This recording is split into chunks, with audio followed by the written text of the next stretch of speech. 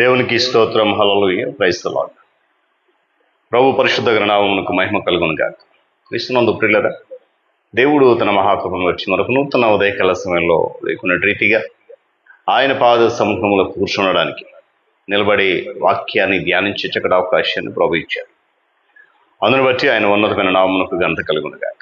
క్రీస్తునందు ప్రియులు, దైవజనులు, స్నేహితులు, విశ్వాసులు, సహోదరి సహోదరులు, ఈ కార్యక్రమాన్ని వీక్షిస్తున్న ఆత్మీయులందరికీ ప్రియ ప్రభువును మన రక్షకుడైన యేసుక్రీస్తు వారి ఉన్నతమైన నామములు ఉదయకాలపు శుభములు మరియు నిండు వందనాలు తెలియజేస్తున్నాను. మీరందరూ బాగున్నారు కదా? చాలా సంతోషం. రండి, ఏ దినము కూడా మేము ప్రేమతో ఆహ్వానిస్తూ ఉన్నాను. అనుదిన అభివృద్ధి ఉదయకాలపు ధ్యానాలు అనేటువంటి ఆధ్యాత్మిక కార్యక్రమంలో నాతో పాటు పాలుభాగస్తులే వాక్యాన్ని ధ్యానించండి, దైవ దీవెనలు పొందండి. గుర్తుంది కదా, మరి ఎఫెసీ పత్రిక 2వ అధ్యాయం మనం ప్రారంభించాం. గడిచిన దినాన మొదటి 3 వచనాల ధ్యానం చేశాం. మరి ఈ ఎఫెసీ పత్రిక ధ్యానం ద్వారా మీరు ఆత్మీయంగా బలపడుతున్నారని నేను ఎంతగానో విశ్వసిస్తూ సంతోషిస్తూ అంతకంటే ఎక్కువగా ప్రభువుని కనపరుస్తున్నాను. అంతే కదండి? రైట్. రండి, ఈ దినము మరలా 2వ అధ్యాయంలో నుండి 4 నుంచి 7 వచనాలు గల భాగాన్ని ఈరోజు ధ్యానం చేద్దాం. అందులో శ్రేష్టమైన మాట ఏంటంటే, ప్రతి విశ్వాసికి కూడా మహిమాన్వితమైన భవిష్యత్తు ఉంది అనేది ప్రాముఖ్యమైన అంశం. ఈరోజు దాని గురించినటువంటి ఒక వచనాన్ని నేను చదువుతా ఉన్నాను. బైబిల్స్ దగ్గరలో ఉంటే తెరచి చూడండి, లేని పక్షం చదివిన మాట జాగ్రత్తగా వినండి, గ్రహించండి. క్రీస్తు యేసునందు మనలను ఆయనతో కూడా లేపి పరలోకమందు ఆయనతో కూడా కూర్చుండబెట్టెను. దేవుడు తన పరిశుద్ధ లేఖన మాటను మనందరి కొరకు దీవించును గాక. ప్రార్థన చేసుకుందాం. మహోన్నతుడ మీకు వందనాలు. ఎఫెసీ పత్రిక ధ్యానాలలో భాగంగా 2వ అధ్యాయం మరొక నాయన మరి కొన్ని వచనాలు ధ్యానం చేయడానికి మీరు కృపను బట్టి స్తోత్రాలు.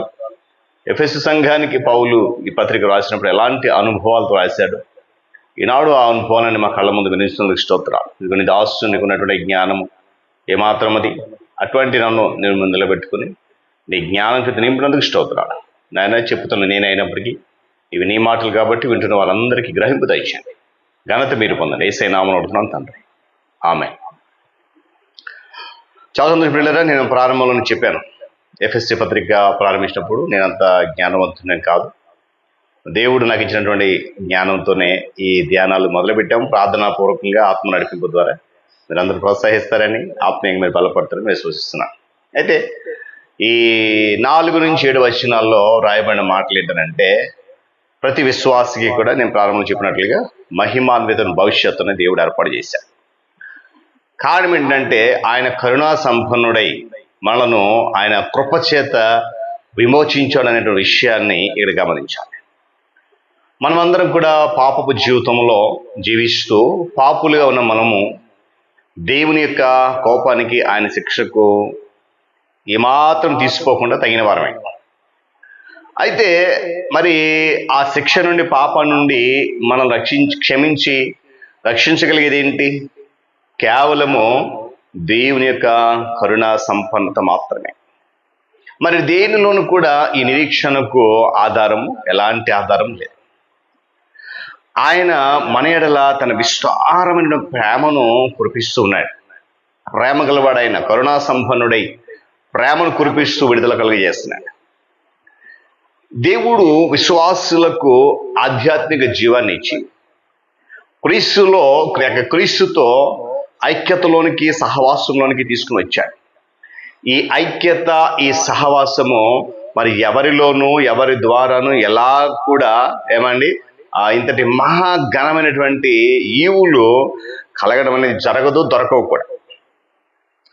ఇది కేవలము దేవుడు ఉచితంగా ఇచ్చిందే. అందుకే 1 కొరింథీ పత్రిక 1వ అధ్యాయం 9వ వచనం అంటాడు, తన కుమారుడి ప్రభు అయిన యేసుక్రీస్తు వారి యొక్క సహవాసంకు మిమ్మల్ని పిలిచిన దేవుడు నమ్మదగిన వాడు అని. ఎందుకంటే ఆయన ఆ సహవాసంలోనికి, ఆ ఐక్యతలోనికి పిలిచి మనలను పైకెత్తాడు. భూమి మీద పడి ఉన్న మనలను ఏం చేశాడు? పైకెత్తాడు. విశ్వాసులందరికీ ప్రతినిధిగా క్రీస్తు ప్రభు వారిని ఉంచాడు. విశ్వాసులు ఆయనలో ఉన్నారు కాబట్టి ఆయనతో ఏకంగా ఉన్నారు, లేక ఐక్యత కలిగి ఉన్నారు. అందువల్ల ఆయనకు ఏదైతే జరిగిందో, అనగా యేసుక్రీస్తు ప్రభు వారికి ఏదైతే జరిగిందో అదే విధంగా విశ్వాసులకు కూడా జరిగినట్టు దేవుడు ఎంచుతా ఉన్నాడు. ఆయన దృష్టిలో భూమి మీద ఉన్నటువంటి విశ్వాసులు ఇప్పటికే మరణం నుండి సజీవంగా లేచి పరలోకంలో ఘనతలో కూర్చుని ఉన్నట్టే పరమ స్థలాల్లో క్రీస్తుతో కూడా ఆయన మనం కూర్చుని పెడుతున్నాడు. నేను స్తోత్రం చెప్పండి కానీ హల్లెలూయా. క్రీస్తు ప్రభు వారు మన ప్రతినిధి కనుక విశ్వాసులందరూ క్రీస్తులో చనిపోయి ఆయనతో సజీవంగా లేపబడ్డారు. నమ్మకము ద్వారా ఆయనను స్వీకరించి తిరిగి కొత్తగా జన్మించినప్పుడు ఇది విశ్వాసులకు సజీవ అనుభవంగా మారింది. స్తోత్రం చెప్పండి హల్లెలూయా. ఇప్పుడు క్రీస్తు వారు దేవుని కుడివైపున కూర్చున్నాడు ఆకాశంలో సింహాసనం ఉంది. ప్రతి విశ్వాస యొక్క తలంపులు, ప్రతి విశ్వాస యొక్క కోరిక, ప్రతి విశ్వాస యొక్క ఆశాభావం ఆ స్థలం మీదే ఉండాలి. ఆయనకు తగిన జీవితం గడపడానికి ఇదొకటి మార్గం, అందులో ఎలాంటి సందేహము వలదు. గమనించాలి. మన విషయంలో దేవునికి ఉన్నటువంటి ఘనమైన సంకల్పం కూడా ఇదే.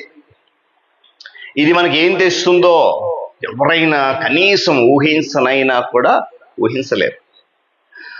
ఆయన మన కొరకు ఆలోచించగలిగినటువంటి అతి శ్రేష్టమైనటువంటి దీవెనలు, వరాలు, బహుమతులు మన పైన వర్షములా కురిపించడం ద్వారా మన పట్ల ఆయనకున్న ప్రేమను ఆయన సంతృప్తి పరుచుకుంటాడు. దేవుని స్తోత్రం చెప్పండి హల్లెలూయా. శాశ్వత యుగాలు ఆయన రాకడ వచ్చే వరకు ఒకవేళ భూమి మీద మనం ఉంటే ఆయన అలా చేస్తూనే ఉంటాడు. ఒకవేళ ఆయన రాకడ వచ్చే లోపు మనము ఈ లోకాన్ని విడిచిపెడితే ప్రభుతో ఉండడానికి ఇష్టపడాలి. దేవుని స్తోత్రం కలుగునుగా హల్లెలూయా. మరణములో నుండి జీవంలోనికి ప్రవేశించేటువంటి క్రీస్తు యొక్క విమోచన కార్యములో మానవుని యొక్క ప్రమేయం కానీ మానవుని యొక్క అర్హతకు కానీ ఎలాంటి అవకాశము లేదు. మరి ఇది ఎలా అంటే అంతా దేవుని యొక్క దయ, ఆయన కృప మాత్రమే. దేవుడు అనుగ్రహించిన విశ్వాసం ద్వారానే మనం క్రీస్తులో పాలిభాగస్మయ్యాం. ఆయన అనుగ్రహించిన కృప ద్వారానే ఆయనతో సహవాసంలోకి వచ్చాం.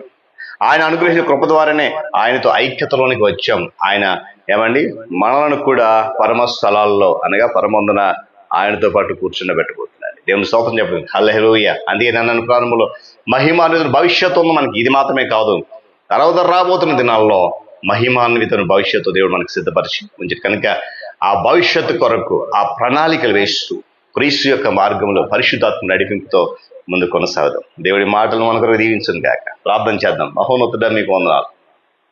ఎఫెసీ పత్రిక ధ్యానాల్లో అమూల్యమైనటువంటి అద్భుతమైనటువంటి సత్యాన్ని, లోతైన మర్మాన్ని దాచి ఉంచాం. ఇది గొప్ప మర్మం, మేము తెలుసుకోగలుగుతున్నాం నాయనా. తెలుసుకున్న వాటిని విడిచిపెట్టకుండా వాటి ప్రకారం జీవించగలిగిన ఆలోచన శక్తిని దయచేయండి. ఈ కార్యక్రమం మరింత బలపరిచి అనేక మందిని కార్యక్రమం పాల్గొని చేసి ఘనత, మహిమ, ప్రభావాలు మీరు మాత్రం పొందండి.